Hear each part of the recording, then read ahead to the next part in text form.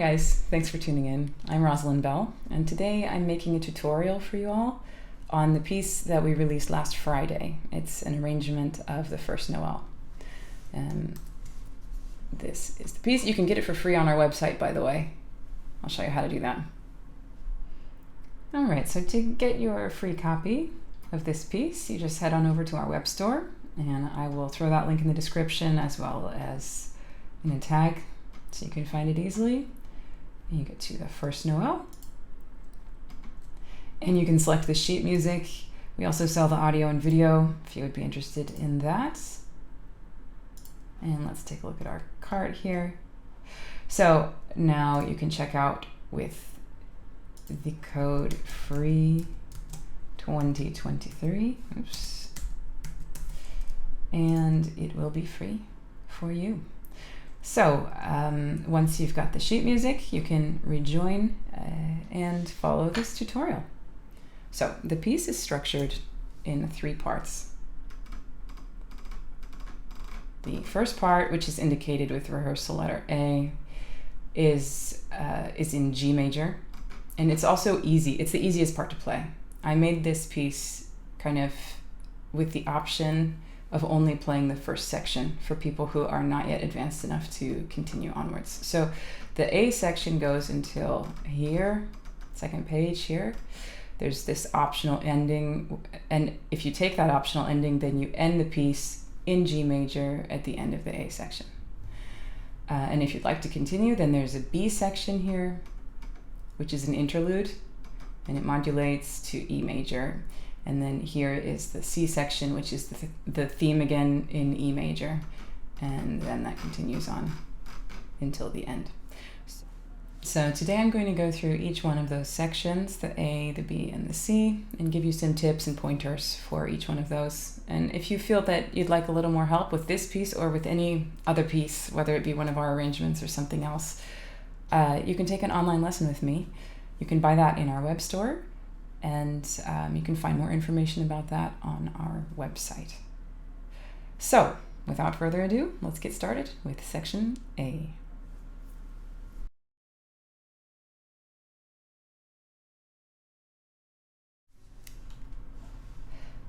The first thing that I'm going to cover is the transition here between measure 6 and 7 into this bar, this bar in the 3rd fret, G major chord. So there's a couple ways you can get there. One way is to use your middle finger on the F sharp. So you'll be coming here, if I play all of measure 6, you'll be coming like this. And then you can use your middle finger up here. And while you do that, go ahead and prepare your index, extend it so that it will be ready to get into the bar. So you play, and then you go right into this bar here in the 3rd fret. Okay, I think that's probably the easiest way, and that's the way that I did it in the video. But another option, which is a more advanced technique and is very, very handy to learn, is called the hinge bar technique. And you can do that as follows. You'll be coming out of this same thing, and then you play the F sharp with the base of your finger. So your finger is like a hinge. That's why it's called a hinge bar technique. It's like a door hinge. You're just playing with the very base of your finger, pushing like right there. And then that enables you to have a really smooth transition into the bar in the 3rd fret. You slide it up like this. So the whole passage will be, and then that, and then slide in. So that's also a great way to play that section. You can choose whichever option feels more comfortable to you. But the hinge bar is a technique that it's good to practice because it's very helpful for a lot of other passages later. So the next thing I'd like to cover is measure 11. Pop over here. Now in measure 11, you have a passage which is very common in classical guitar music, where there's like a series of intervals, usually 3rds or 6ths, going like up or down, and then in between you have a drone note. This kind of passage happens a lot. For example, like in Lagrima, you know, the beginning of Lagrima by Tariga. This has this kind of drone note in between, and there's many, many more. At any rate, this section here, because what we're doing is playing a note on the first string every time in the chord, so the melody, and then in between we have the third string open. So we're skipping over the second string. You can see that very clearly in the tab. The second string is not going to be played throughout that section. So the most efficient way to do this in terms of right hand fingering is like this. You can alternate A and I and just not use your middle finger at all. And I know for many people this feels a little bit awkward in the beginning, this kind of a thing. But it is really the most efficient way to sort of make sure that you get the right strings all the time. Because when you do a stretch like this, that might work much of the time, but sometimes you can accidentally play this one, or you might accidentally play with your index. So it's just better to skip over the finger. So then that passage will sound like this.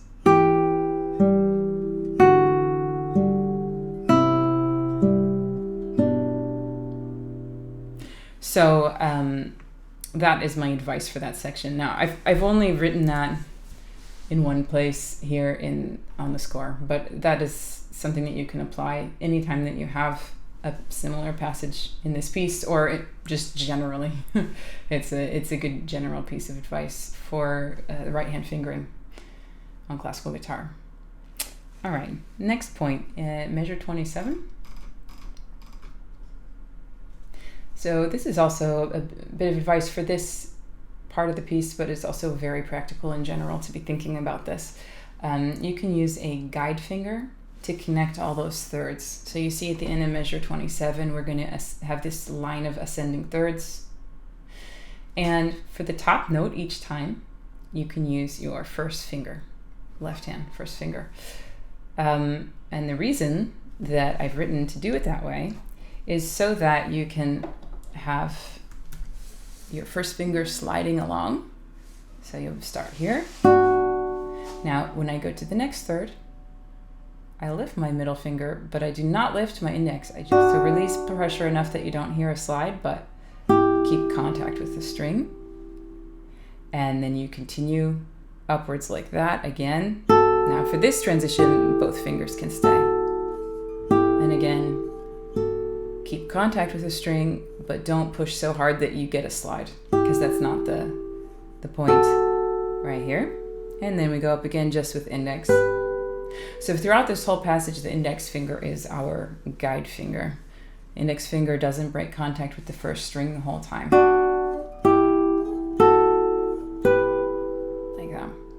That will help you to make that connection much more smooth. If you don't do the guide finger thing, you end up having quite a choppy sound. And if you slide all the way, I didn't slide that last one, it was too much habit. There, slide like that. Not really desirable in this place. At some other moment you might like to. But so the idea of the guide finger is you keep contact with the string, but you don't push hard enough to create a slide. You just release, but don't break contact. And it makes it much easier to make big jumps.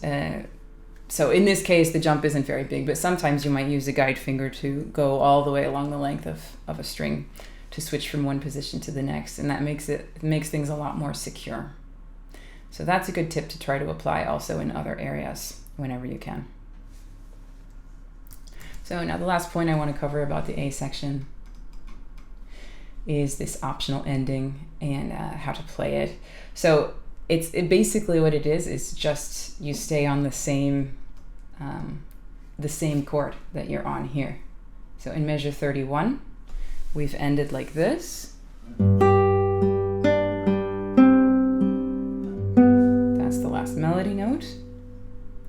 And then you can just continue kind of doing an arpeggio up, a little bit down, and then end on a full G chord. So this last two measures will sound like like this.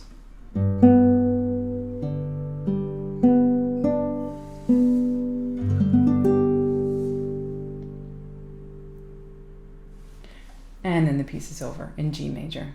So that's your option if you prefer to end it a little bit earlier in order to avoid the difficulties of the later section, or just because, I mean, it is very soon before Christmas. If you're wanting to play this for anybody, or like actually on Christmas Day, it might be more practical to end it early. So just to give you a sort of example of what the ending sounds like, it will be like this. Let's see.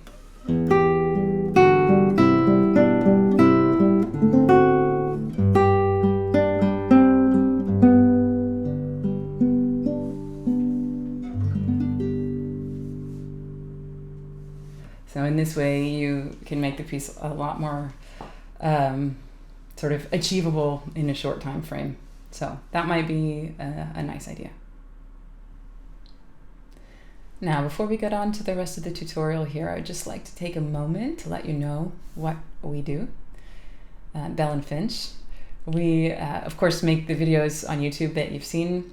We sell scores, which you probably also know. We also do commissions. So if you've written a piece that you would like to have performed, either put on YouTube or just for yourself to use for whatever you'd like, we do that. So get in touch if you have something that you would like us to play. We also make arrangements. So if you have sort of an idea for a piece, we had a client who sent us a recording that he had made just singing into his phone, and we fleshed it out and turned it into a complete song with, had like drums, bass, electric guitar, acoustic guitar, singing, just an entire production. And we made a video for it. So we would love to do that kind of a project for you if you have a piece that you'd like to be produced and really made just based on your idea. So don't hesitate to get in touch if you have any projects of that nature. Now back to the tutorial.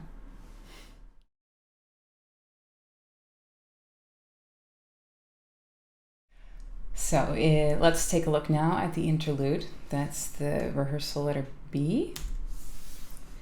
And we'll see, I'll show you a few points here that will be helpful. So the first is right at the beginning. This is a hinge bar. I've indicated it this way. There's kind of not a standard way to indicate a hinge bar, so this is what I did in this case. So this G here, if you play it without a hinge bar, let me just show you what that would look like. Play it without a hinge bar, like this. Then you need to jump to a bar in the 5th fret. And if you do this, you're going to have a really choppy sound. It's a dee, dee, dee, ding, and it's very separate, If you wanted to flow, kind of the only solution in this context is the hinge bar. So where I talked about it earlier in the A section, and it was just optional there because there was another possible solution. Here, there's not really a great one if you want to let all the notes ring through. So you can do it like that, and then slide up, and I'll do faster. I keep reversing the arpeggio notes there. They're supposed to go up, like this. You can even connect it with a slide if you like that. And that gives you a very smooth sound. So again, in order to do the hinge bar, you use just the base you could kind of think about playing it with your knuckle right there, and then you slide it up, and it gives you a nice smooth connection and an easy transition into the bar in the next measure. So now my next point brings me to my next point, which is already right there in this measure. So we have a bar right here. This is a D major chord, D major bar chord. And you see that we need to play 3 notes all in the 7th fret. Okay, so the standard way of playing this chord is like this. Now some people can do it all in one finger. I don't usually manage that consistently enough, although now I am. I don't usually manage that consistently enough that I want to use it, but In any case, the way that I'm recommending that you do it here is like this. And so second finger can kind of push 2 strings at once. And then your third finger can play the next one and you have your bar. And the reason that I'm recommending that in this case is so that we can have a nice seamless transition into the melody that follows. So I would recommend trying one of these 2 types of bars, either the one that I'm showing you now with your second finger flat and then your third finger helping on the next string, or this one that I'm not great at it. My finger doesn't bend back too well that way. Some people's do. And if you're lucky enough to have one of those, then you can do that there. Otherwise, you can do what I'm doing to get a nice smooth transition.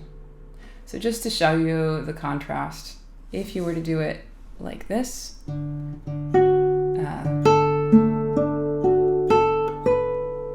mean, it's a small difference. This is all minor. This is minor stuff, but this is how you kind of can bring your playing to the next level. So if you play it like what I just did, you have this note that cuts out right before your next melody note, so that the harmony doesn't ring through as well.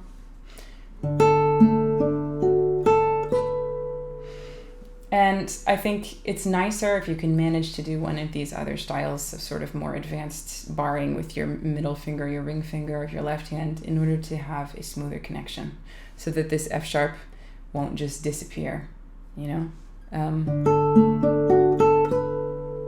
So anyway, that's a minor point, but I think that that could help, could certainly help to take your playing to the next level.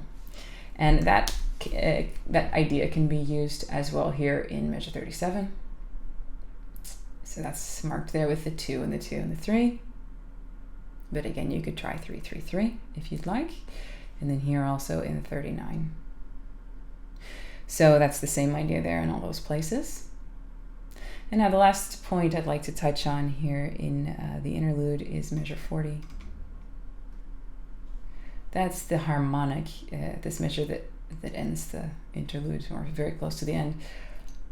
There's a harmonic there, a right hand artificial harmonic, to get this B.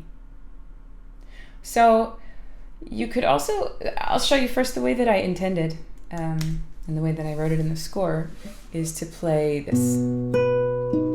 Then you hold the B there with your ring finger, and then in the right hand, you have to touch right above where the 21st fret would be, and then you do a harmonic like that. So like this. The reason that I put that in there is so that you can again sort of let all the harmony notes ring through and not cut them. But there would be an easier way to get that B. You can also play it just here, so 12th fret, 2nd string. That's the same note, and it's a lot easier to play. So you could consider doing it like that. And I'm now making some effort to hold this B, because otherwise then everything's really gone. If you don't hold that, you get this. That's really not so nice, but if you at least hold the bass note, you get some continuity, so that would be an option if you find the other harmonic difficult. So you can hold the bass note. I think that's sort of continuous enough, but my preference, which is why I put it in the score, is this. So anyway, just another option there for how you could possibly do that section.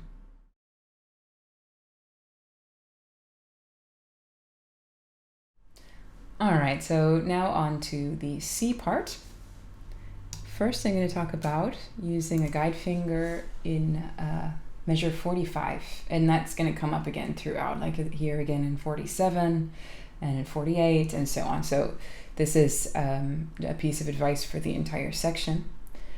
So my advice is to use your pinky as a guide finger, and I wrote that here in measure 45. So I'll show you what I mean by that.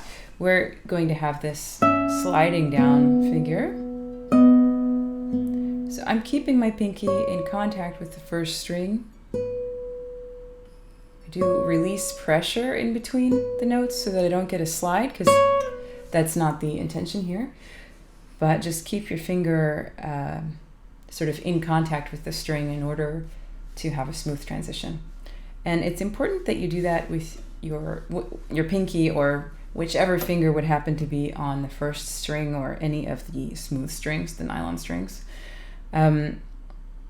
Because you don't want to have a guide finger on one of your bass strings or you're going to get a lot of squeaking. I'll just show you what that would sound like if I would kind of use both as a guide, which is very tempting to do. It would sound like this.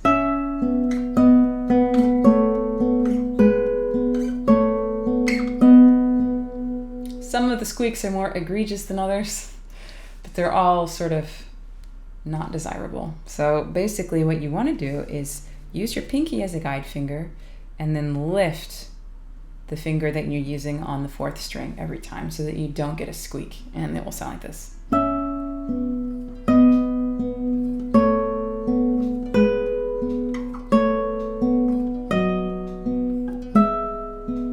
So I've had that sort of, there was one little squeak, but it's a much less, you know, it's a great way to reduce the noise. So that's my advice for that part.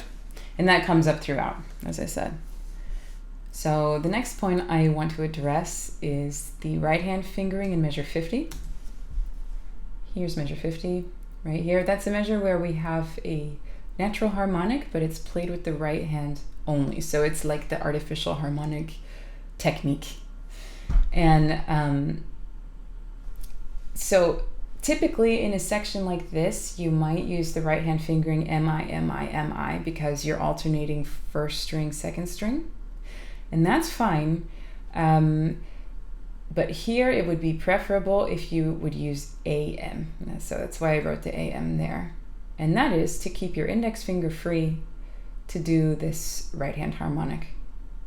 Let me just show you the difference. So if I were to play that section or that in that measure with M-I, then my index has to jump like from the second string to the fifth, back to the second, and that can be a tricky thing to do. So it would be better if you play with A-M, A and M. Now your index finger is just free, so it's much easier to make this transition and then here back to M. So that's just an idea for you. Actually, I think I may have done it with M and I in the video, so it's not like it's impossible, but this is better, actually. This is a better idea. So I would go with that if I were you. Now, the next thing that I want to talk about is measure 59. Here. That's the C sharp minor chord. And this is not a typo, the order of the fingers, the 3 and 4. Now, of course, typically you would play like this, 3 and then 4, like this. This is the typical fingering for that chord. But I'm recommending in this case to do it the opposite way, and that is because of the melody that follows. So if you imagine that we had that we played it in the more conventional way, so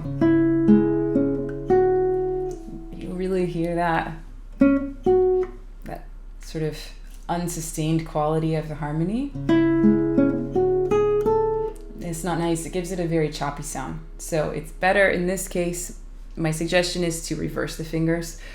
So you are still shortening the harmony. I mean, I'm not holding the G sharp anymore because my pinky has to move, but it's like less severe. You know, you don't notice it as much. So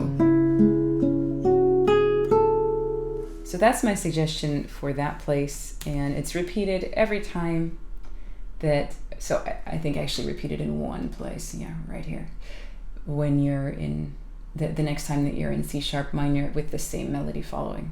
So it's the exact same measure. And I recommend that you play it in the same way just to make it smoother and to make it, you know, more legato, sort of more just a fuller, richer sound. That's my suggestion for that place. Okay, now on to measure 62, right here. You can see it's indicated in the score to do a slant bar. So by that I mean that you can play the chord like this. You can just use the standard fingering. And then for the bass line, if you can slant your finger like this, that is really nice, because then you still have the melody note ringing through on top. Really pretty. If you don't do that,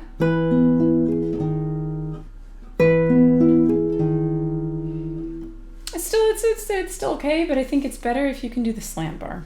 So the idea of a slant bar is you play, in this case, in the 7th fret, so you're getting a high B with your knuckle, like this, and then you play in the 6th fret, in this case, with the tip of your finger. And you don't have to push in between. My other strings are not barred, because there's no need. You're using your other fingers. So just focus really on those two places. And it takes some practice to get used to a slant bar, but it's a great technique that will help you to play more legato in a lot of other situations. So I would recommend trying that. Now the last point that I'd like to address here is in measure 69. It's this line of ascending thirds played with 2 and 3. Well, that's my recommendation, is to play them all with 2 and 3. So let me just show you what that looks like here.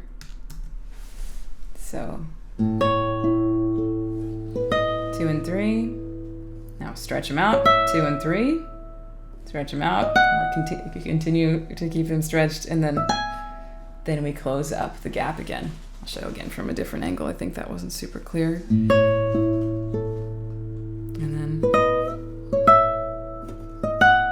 Yeah, now you can see. So I think normally you might say to do the 2 and 3 and then 2 and 4. That would also be fine if you like the feeling of that. I felt that it feels in this case more secure to just use 2 and 3. Because you're up really high, it can just be a little hard to sort of manipulate your fingers when you're playing in this region of the neck. So in that case, yeah, that's why I'm recommending to do it like this. Also, then you keep your pinky. Your pinky's like at the ready, to do that slur. Whereas if you've been using your pinky all the way through, you kind of exhaust it a little bit. It makes it a little harder to get that slur. So that's my recommendation for that passage. So thanks for watching, and I hope this was of use to you and helpful to just take your playing a little bit more to the next level.